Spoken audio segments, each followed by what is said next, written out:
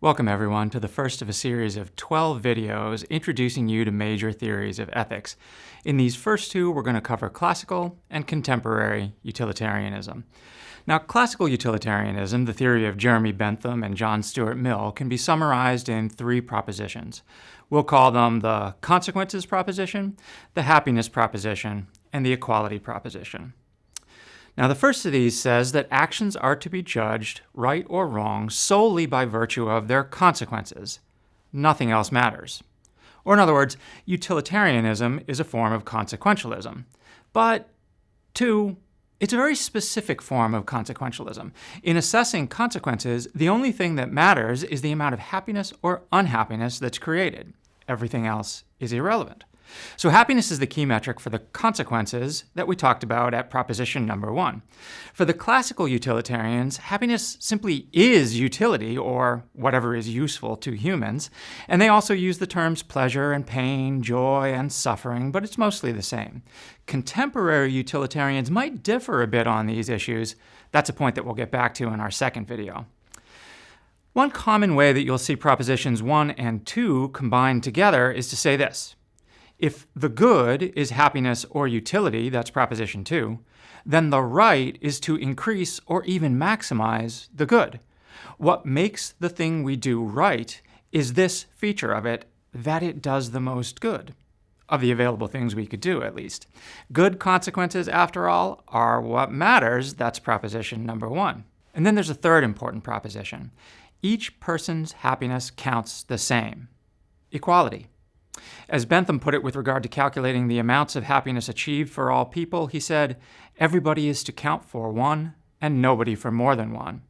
Or as Mill put the same idea, we have to take a standpoint towards everyone's happiness, he said, as strictly impartial as a disinterested and benevolent spectator. So, adding all of these up, classical utilitarianism means quite simply this. Right actions are those that produce the greatest balance of happiness over unhappiness, with each person's happiness counted as equally important. Bentham, for instance, said that the principle of utility was this: the greatest good for the greatest number. Now, that all sounds somewhat simple, but as you saw from the reading by Katarzyna Lazary-Radek and Peter Singer, famous utilitarians themselves, it's not at all simple to justify this principle of utility, the greatest good for the greatest number. In particular, it's proposition 2 that what matters is happiness, and especially the amount of happiness, that deserves most of our attention.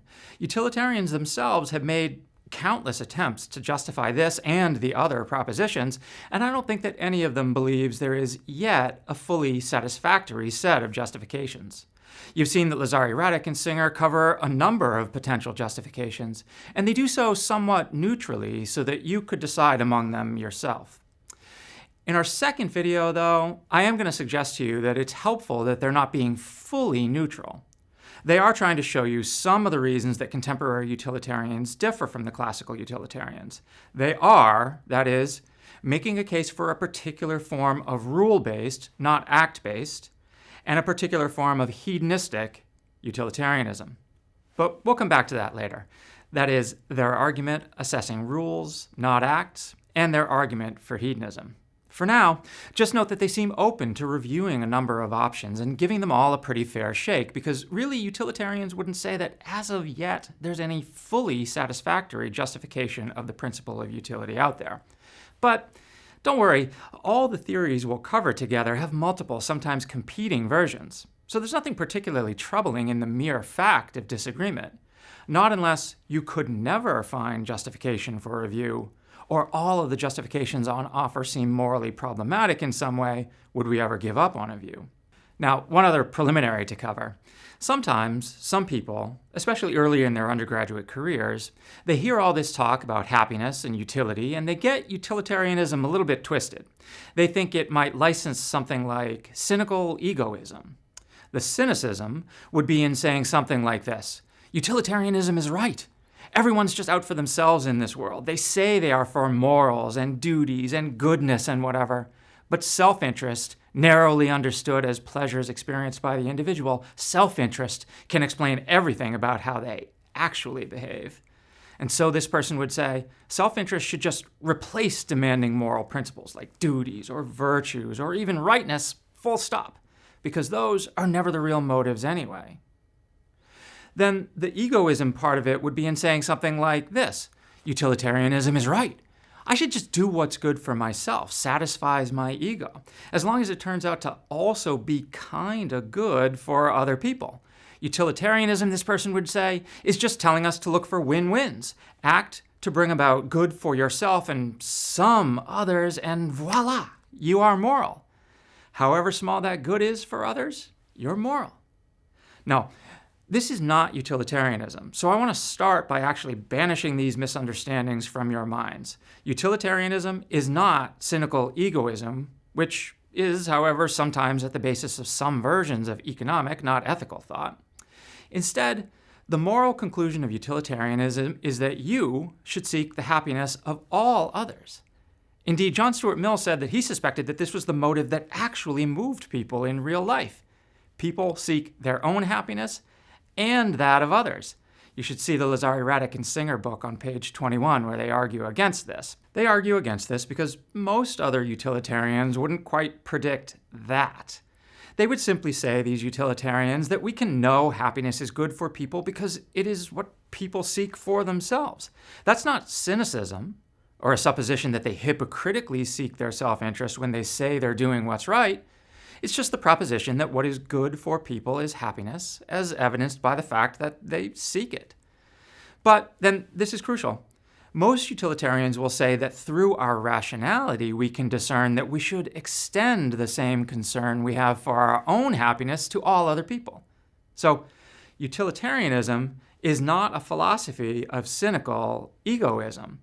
It is not cynical about happiness as an amoral objective of untrustworthy people.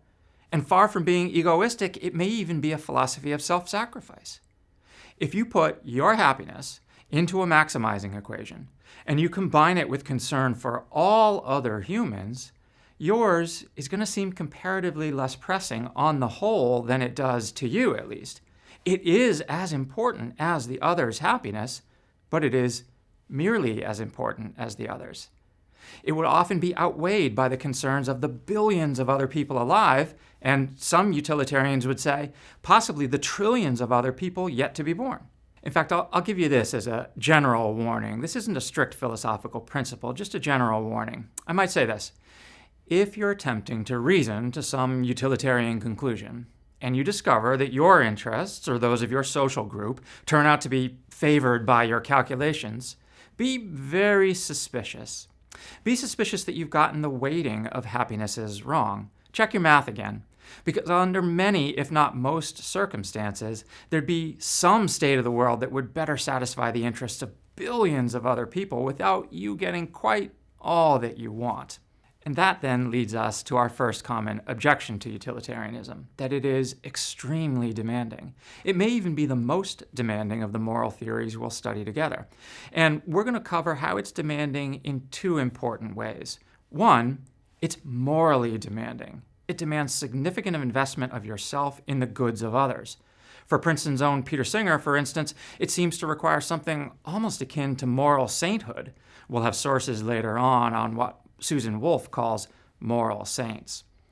The second way that we're going to look at it being demanding is that it is computationally demanding as well. It requires significant knowledge of some very hard to discern facts of the world, also predictions about causation, in order to sort of find a state of the world that would maximize over two variables. The greatest good, variable 1, spread across the greatest number of persons, variable 2. And yes, the utilitarians are very aware of the calculus, and they're using intuitions from that field to talk about the dynamic processes that are at the basis of their moral calculations. And so, of course, they also have to be very aware of the difficulties of maximizing over two variables. For these two reasons of demandingness, the podcast that's available on Canvas derisively calls utilitarianism the great moral spreadsheet. The criticism being made there is that utilitarianism is reductionist, that it reduces human happiness into sort of quanta of measurable sensations, and it washes out all the complexity in how we get happy. Others, in sort of the same vein, say that it even reduces us to the most basic and animal-like part of us, that we can feel pleasures and pains. So there's an interesting tension here you can see. The latter folks complain that utilitarianism is a reductionist philosophy for swine, they say, while paradoxically the former group complains that it's a reductionist philosophy of unfeeling technocrats, measuring and quantifying and mathematizing all of our lives. But the point I want us to consider most is the point about computational demandingness. That's a different point. Even if utilitarianism were right about what constitutes human pleasure, it might be simply unworkable if we do not actually have spreadsheets in our minds or in our computers capable of doing the calculations needed. The necessary calculations about human happiness and the probable causes of it may indeed, in principle, be impossible. It seems to some that utilitarianism is a natural fit for things like machine learning algorithms, because the function of an algorithm is to maximize some measurable output. So measurable and output seem like concepts that would make utilitarians and artificial intelligence engineers kindred spirits. But a classic complaint about utilitarianism is that how you get from input to output is a whole lot more complicated than utilitarians let on. Bernard Williams famously pointed out that utilitarians don't even really care about whether you cause the result or someone else does. And that could possibly mean that you could be responsible for a chain of actions that result from some initiating action of yours, and yet the result was not what you intended and wasn't even predictable to you. Now, you'd have to know quite a bit about your society in order to even judge what the consequences of your actions would be in that case. You'd have to know a lot about the other people around you. You'd have to know especially when the actions of others are factored into the consequences that you would be causing. Social interactions aren't like billiard balls where you can predict the resultant angles of a shot fairly well. When you act, people will act and react in response in unpredictably complicated ways.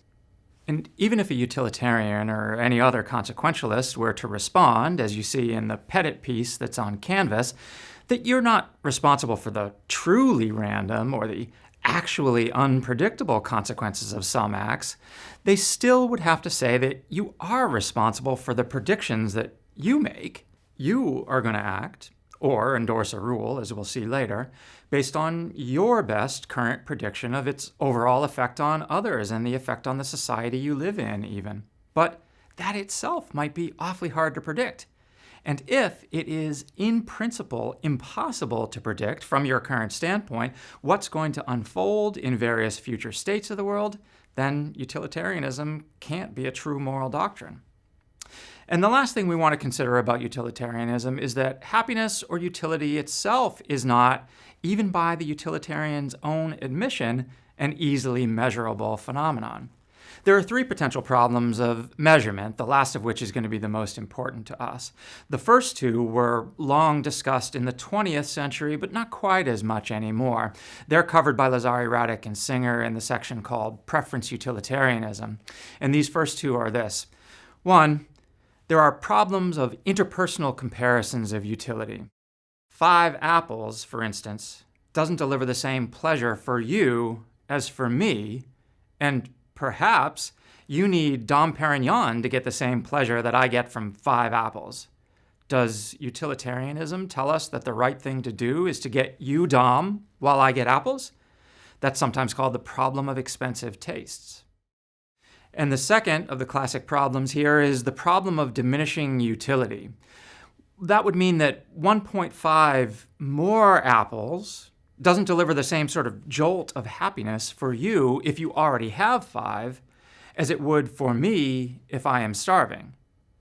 For those two reasons, it's very hard to find an external proxy for happiness, because the things that we can measure in the world, deliverable outputs like the apples, will simply not generate the same happiness for everyone. And then there's a third problem I want us to consider. This is going to be a problem that occupies part of our second video as well. It's the problem of the neuroscience of pleasure. Now, it may be the case, the neuroscientists tell us, that the pleasure we feel from things is completely separable from the experience of the things themselves. So, Even if we say in casual language things like, "Those apples gave Celts a lot of pleasure," the raw truth of it may be that I experienced the dopamine hit from getting the apples as the only pleasure I get from them, while when I eat them, I really feel no pleasure at all, just perhaps the cessation of a feeling of lack, hunger. Now, in the next video, we're going to take a look at Peter Singer's views and how he answers some of the common objections we've heard in this video. And we're going to look at the discussion of these latter objections in the Lazari, Radek, and Singer piece. We're going to look at how they altered classical utilitarianism and how they would answer a lot of the problems that people raise about it. That's what we'll do next, but I just want to close now by stating this last objection one more time. If utilitarianism points to something as its core good, pleasure, which is fleeting in our experience and provides no real good for humans, like the apple is the real good, the pleasure perhaps just the motivation that we have to claim the real good, if those things are true, then utilitarianism may be an invitation for the moral algorithms in our brains or in our computers to misfire. The very things it asks us to measure are inherently proxies for the real goods we need, and maybe not even good proxies. And that may mean that choices guided by those proxy variables will lead us only to the proxies themselves, never to our real goods. Let me give you an example. Cocaine operates to give us a dopamine hit without needing to actually achieve any objective of ours, pleasure, without achieving any real good. Could giving cocaine to someone simply be what is right? Not just an okay thing to do, but the verifiably, morally right thing to do? Could it be required? If the sensation of pleasure is really the objective of utilitarianism, maybe it is. But that wouldn't really make sense, so in our second video, we're going to see how the various attempts to amend utilitarianism deal with all of these objections.